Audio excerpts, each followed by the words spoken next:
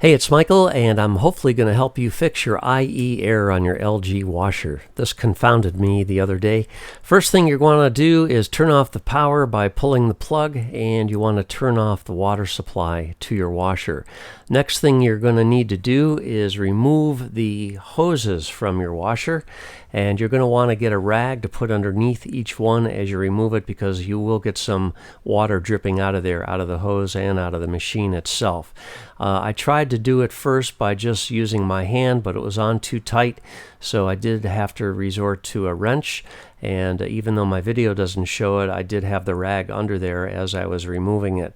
So once you get those off, then you've got to remove the screens. This is the first most realistic reason you're getting the IE error.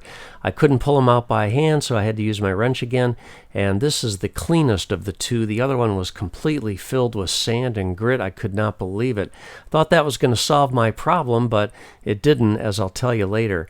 But let's assume it did for a moment, or we won't even know until we get the hoses back on. So put the hoses back on, and again, I hand tighten them, and then I give them just a little bit more with the wrench, just to make sure I'm not going to get any leaking water out of there.